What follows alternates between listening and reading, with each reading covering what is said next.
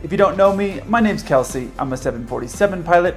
Hey Kelsey, nice to meet you. I'm Eddie, and this is my family. This is my Japanese wife Mitsuko and our 2 daughters. We are an international family. There were many people back in the US in my college days who married, started families in the US, people from different countries like Peru and Spain, Korea and China, India and Japanese. So people from different nationalities who met in the US and started family there. I have an international family as well. We moved to Japan in 2013.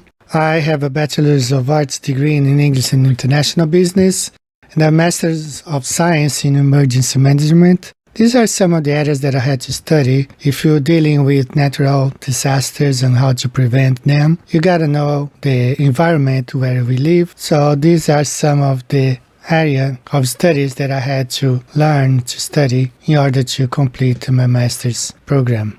I have a way to once and for all prove whether the Earth is flat or not.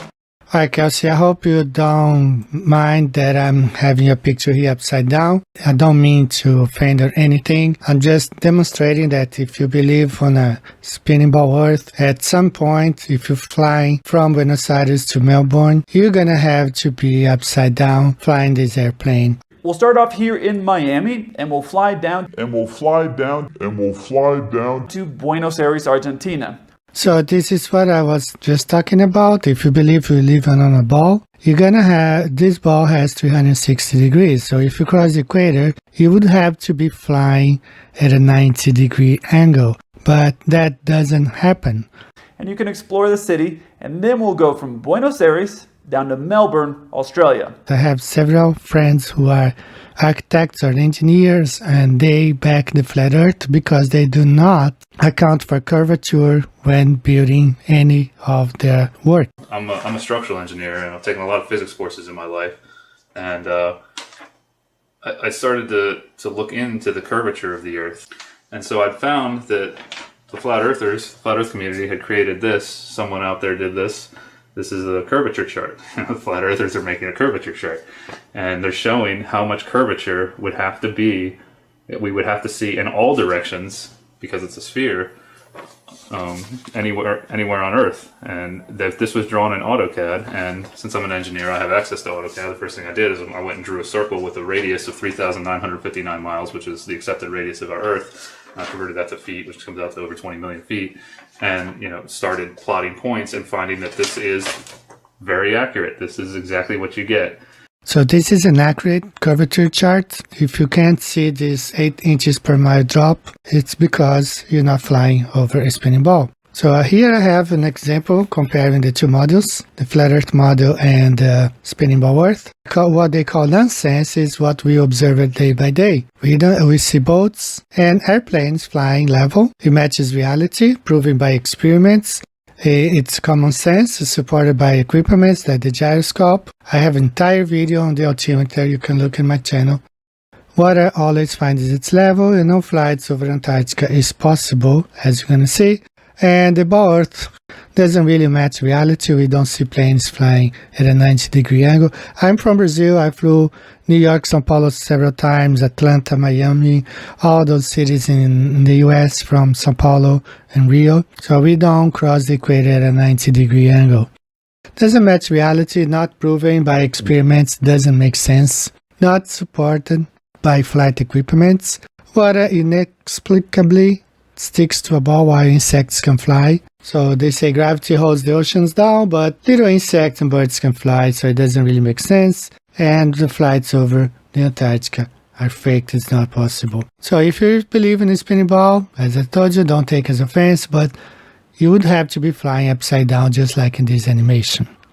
First, if we were to go from Buenos Aires to go to Melbourne, based off of your map, we would have to fly all the way up, back through America, over part of Canada, some of Asia, and then through the north part of Australia to get all the way down to the south part in the regular global world of Australia, which is where Melbourne is. No, that's not how it works, Kelsey. I think you probably are familiar with the jet streams, and the pilots that know about the jet streams, they fly with them. So this is the route this airplane flies from South America towards Australia. There are jet streams come both ways. The flights from Buenos Aires or Santiago to Australia, they fly along the jet stream, as Captain Marcelo from Argentina says in this video. And Buenos Aires Sydney is the longest flight ever made for any airliner. The inbound flight, due to the winds, depends, arrives up to 16 hours and 45 minutes. Flight time, not block. Just when you take off until... So this is how you fly from Miami to Buenos Aires.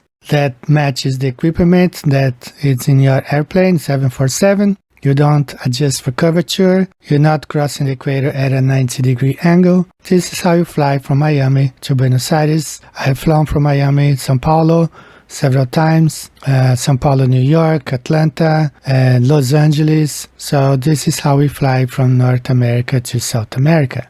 And this is how you fly from Buenos Aires to Melbourne. Now, I have written all over here Abyssal planes.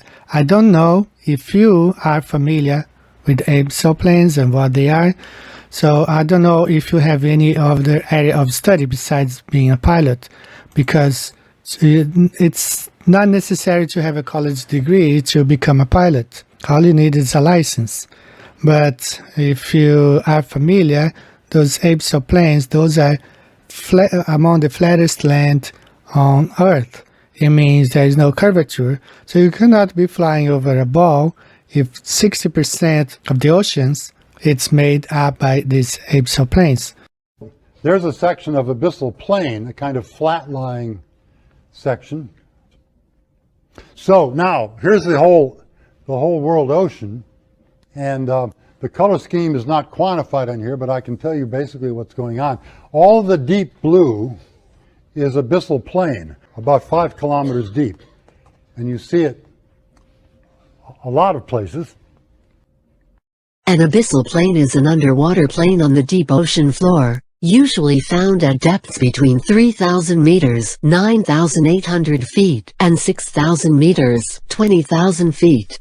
Lying generally between the foot of a continental rise and a mid-ocean ridge, abyssal plains cover more than 50% of the Earth's surface. They are among the flattest, smoothest and least explored regions on Earth. And here is where the professor says all these darker area here are flat, meaning it's flat land. For more information on this flight route from Australia to South America, to watch my video, the Sydney to Santiago flight explained. It's here in my channel. But you can charter this aircraft and go anywhere you want to go. So you say that we can chart an aircraft from your company and we can go anywhere we can go. So my question to you is, why didn't you propose a flight over Antarctica to Perth and not Melbourne? Flat Earthers, we don't have any problems about flights to Australia from South America. We know how it flies. It flies along the jet stream. So we don't have any problems. But how about a flight from Buenos Aires to Perth?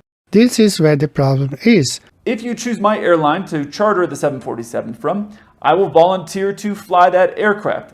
So it would be very nice if you could take us to Perth from Buenos Aires and not to Melbourne, because we, Flat Earthers, we don't have any problems with that flight. We have checked it already. We know how it works. The compass favors the Flat Earth model, does not favor the globe Earth. But why not fly to Perth? He also mentioned to me that planes have never flown over Antarctica, which is not true. It is true. Airplanes cannot fly over Antarctica. And if you can prove us wrong, why don't you suggest that we fly from Buenos Aires to Perth instead? Because there is no other way to fly. You can fly over parts of Antarctica, which I'm going to show here, but you cannot really fly over the so-called continent of Antarctica. Here we are at the Great Circle map. This is Perth to Buenos Aires flight. Should be one shot over Antarctica. Distance is right here, 12,592 kilometers, around just over 7,000 miles. Should be an easy flight just fly over the Antarctica. You prove your point that it can be done, and you prove our flat Earth is wrong. We know these flights cannot take place. The same flight on Google Maps, see how weird it does not show over the Antarctica because it can be done. This matches perfectly with the flat Earth map, actually, flying Buenos Aires with the jet stream all around, arriving in Perth. So if you can see Antarctica right in the middle. If you want to go from Buenos Aires to Perth, if you can't go over Antarctica, which you cannot, you fly over with these winds. But this is what we just saw here. This really means that you're going around the perimeter of Antarctica, as we will see on the flat Earth map. You're not really flying over a spinning ball. It's impossible because this flight, these winds, look at this, 171 kilometers and 158 right here. This is supposed to be even faster than the spin of the Earth. It's impossible.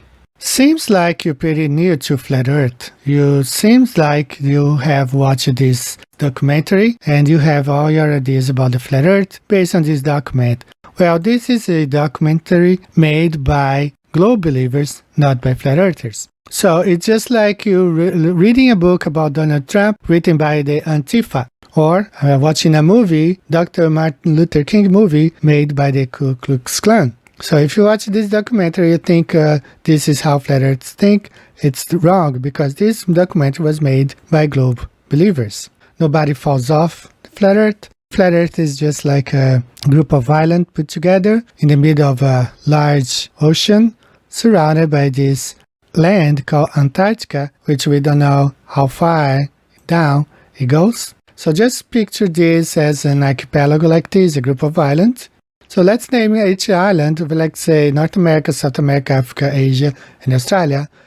There was not an extra island there for Europe, but this is just for you to have an idea. And then picture the 60th degree parallel, which no one can really navigate any further than that. And we have the Antarctica, the ice wall, as Admiral Byrd said.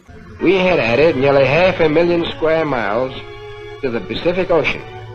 And here is our journey's end. At length we sighted that great natural phenomenon, the ice barrier.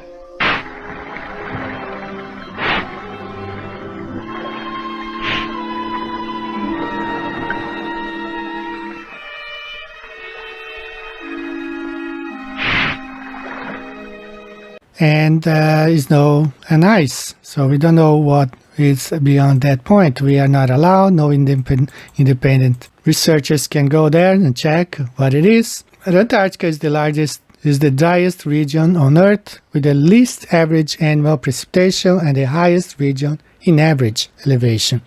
It is also the coldest region.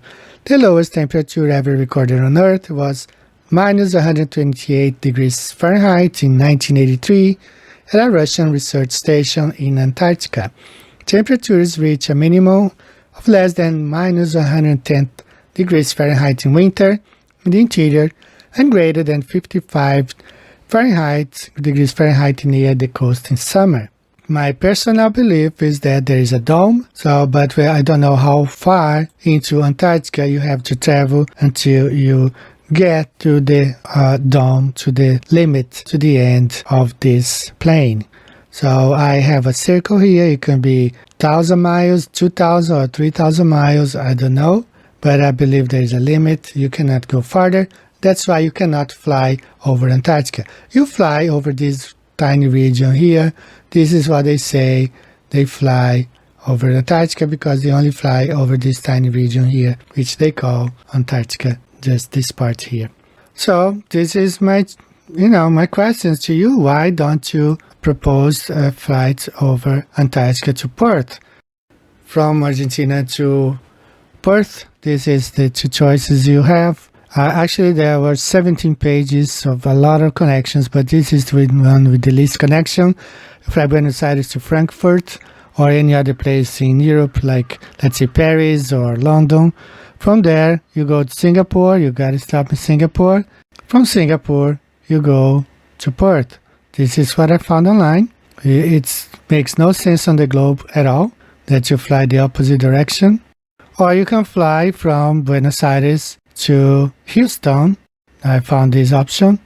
3 stops, because you stop in Houston, Los Angeles, you go to Sydney, and then you fly to Perth. Those were the easiest and the quickest options that I could find out of 17 pages that I searched through. There are other options. You go to Miami, Los Angeles, Sydney, Perth. Okay, it's pretty crazy to me. So why not propose a flight over Antarctica from Buenos Aires to Perth, according to the Globe Earth, only 7,000 miles, a little over than that. You should be able, if you fly with the winds, you should be able to make in 12 hours. So why don't you, that's my question to you, why don't you propose a flight from Buenos Aires to Perth? You can totally destroy flat Earth, and you will prove that the Globe Earth is true, because you will be able to fly over Antarctica. I say it's not possible, we flat Earth say, and we are backed by the simple fact that there are no flights over Antarctica whatsoever. This Buenos Aires to Perth that I'm showing to you right now demonstrates what I'm saying. There's no possible flights over Antarctica from Buenos Aires to Perth, not even a charter flight.